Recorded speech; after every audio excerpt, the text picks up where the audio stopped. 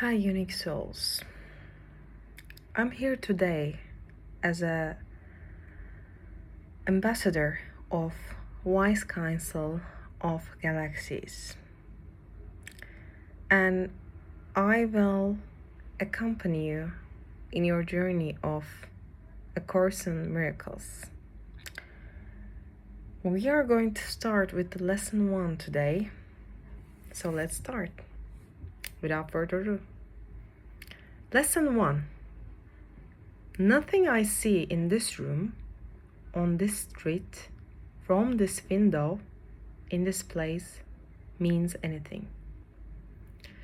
The idea is to look around without judgment at these very prosaic objects in our world: a table, a chair, hand, food, pan, door, body, lamp, sign, shadow. Notice how Jesus sneaks the body in. The point is to realize that you normally will think that your hand is more important than a pen, or your body is more important than a lamp. There isn't anyone who does not believe that.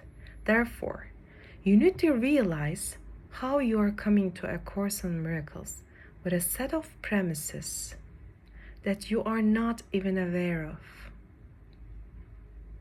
A hierarchy of values that you hold about the world. That is why Jesus instructs us in the text. To learn this course requires willingness to question every value that you hold. Not one can be kept hidden and obscure, but it will jeopardize your learning. No belief is neutral.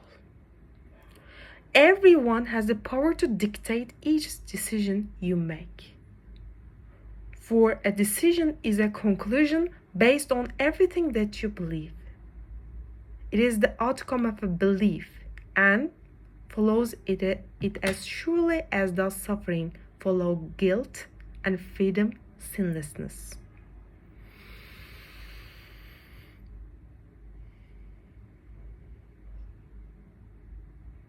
Just take a deep breath. Let this transmission sink in.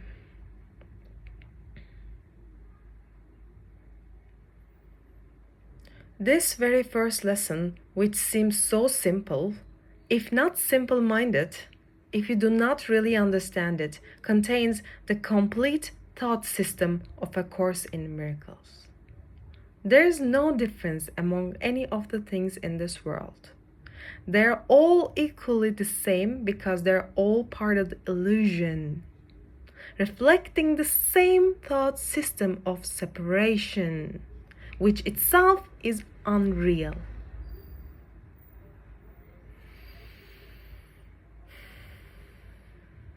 As you know from your study of the text, the first law of chaos, the foundation of the thought system of the ego and the world, is that there is a hierarchy of illusions.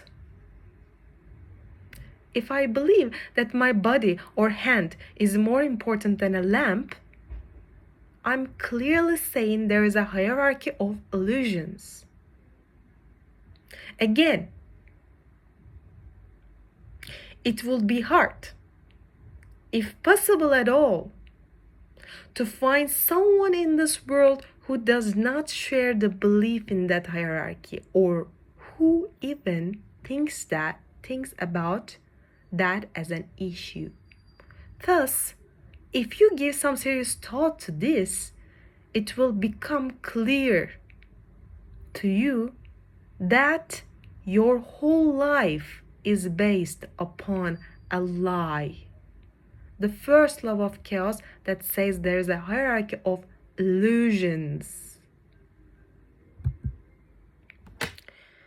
Notice that these statements are not arranged in any order and make no allowance for differences in the kinds of things to which they are applied. That is the purpose of the exercise.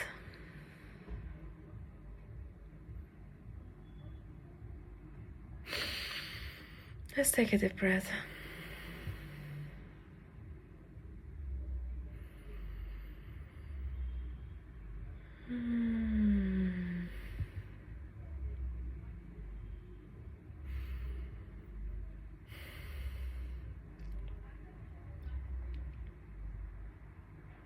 That is not to say that you should give up your investment in your body or in your hand. Rather, the purpose of these reflections is to help you become aware of how, even on this very basic level, you're reflecting the ego's thought system.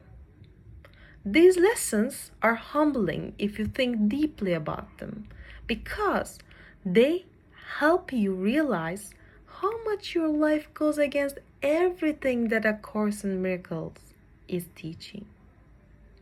This means there is a part of you that does not want to learn this course, because there is a part of you that does not want to give up your life.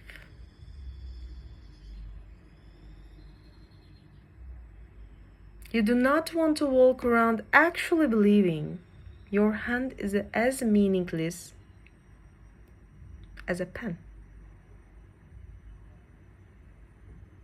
Because you believe that there is a body that is real.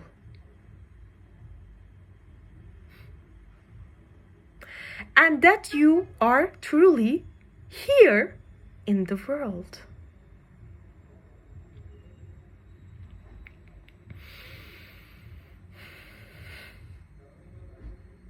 If you believe this, as we all do, you cannot believe in the reality of God. In other words, the first part of the workbook has as its purpose, as we were just told, to undo the way that we perceive and we think. This sets the tone for what will follow.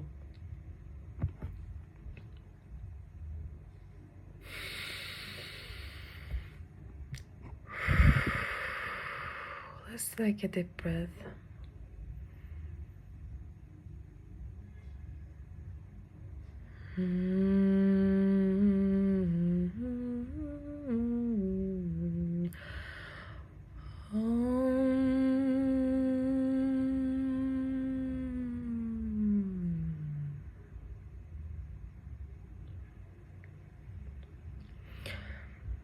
That is the purpose of the exercise, to help us realize that there are no differences. The statement should merely be applied to anything you see. As you practice the idea for the day, use it totally indiscriminately. That is what generalizing means. Obviously, Jesus does not expect us to practice this exercise with total indiscriminateness. If we should, we would not lead those lessons. The idea is to be aware of how we do not practice this in our lives, even when we are specifically trying to. When you do this lesson, therefore, you should actually think about whether you're truly ready to say that this hand is as meaningless as a pen. And if you believe that you think they are the same, take a pen and break it.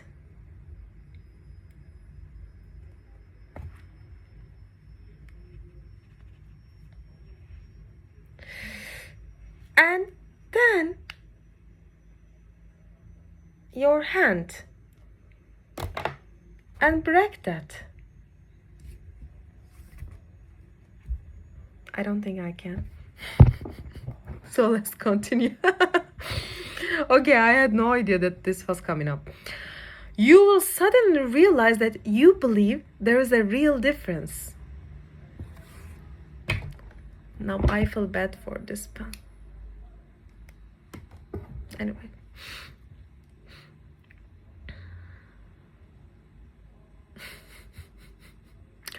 Do you believe that there's a difference? You'll suddenly realize that you believe there's a real difference. Okay. This is certainly not meant to make you feel guilty, but to help you realize your investment in identifying with the thought system of separation.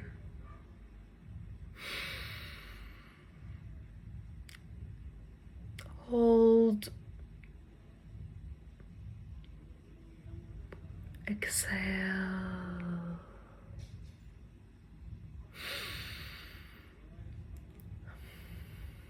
Do not attempt to apply it to everything you see, for these exercises should not become ritualistic. Only be sure that nothing you see is specifically excluded. One thing is like another as far as the application of the idea is concerned.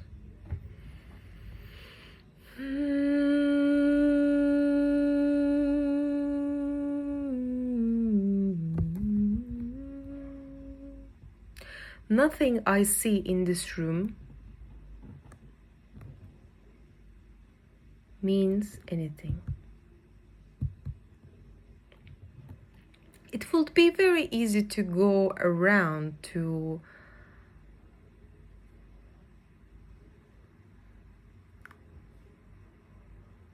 everything in the room and look at different parts of your body and say, this does not mean anything, but then you are just doing it as a ritual.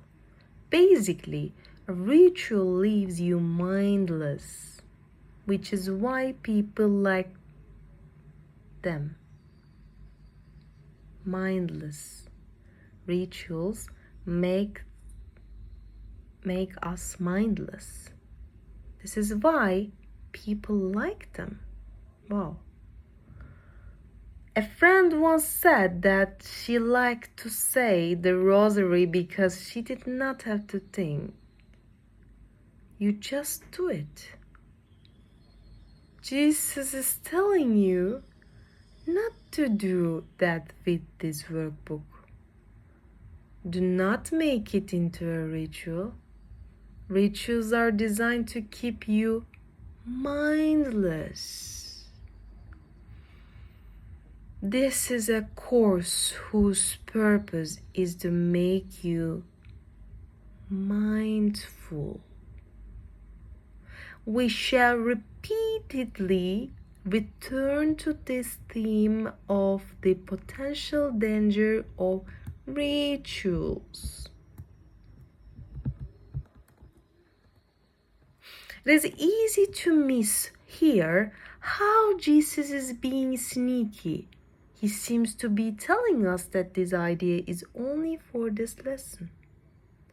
What he is not telling us is that a course in miracles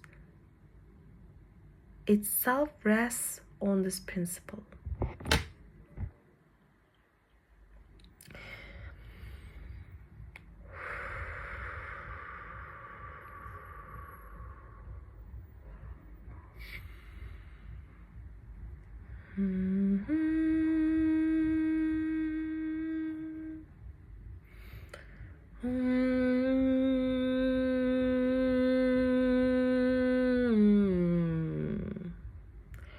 Each of the first 3 lessons should not be done more than twice a day each, preferably morning and evening, nor should they be attempted for more than a minute or so, unless that entails a sense of hurry. A comfortable sense of leisure is essential. As you do these lessons, you should sense Jesus telling you, this should be done gently. Do not crucify yourself with them. Do not try to get them perfect. Do not feel guilty when you believe you failed. Do not make your practice into an obsessive ritual.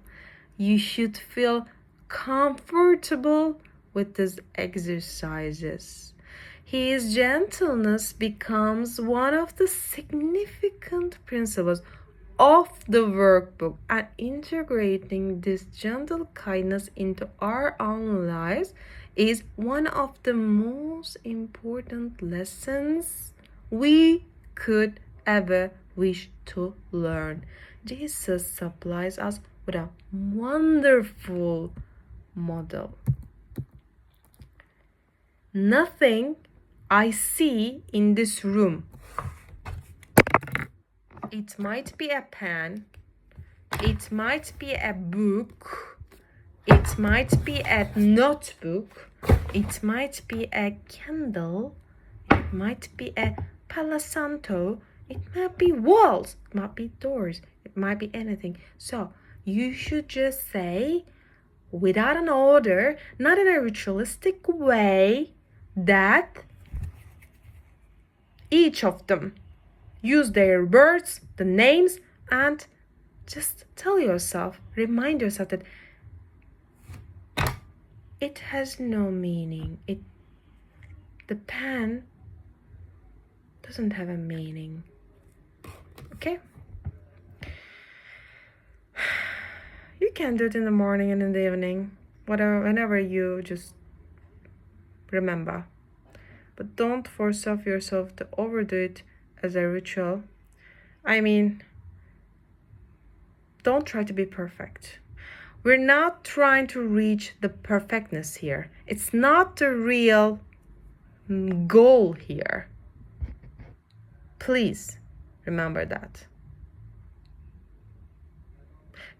God doesn't want you to be perfect. God doesn't expect you to be perfect. God just wants you to be yourself.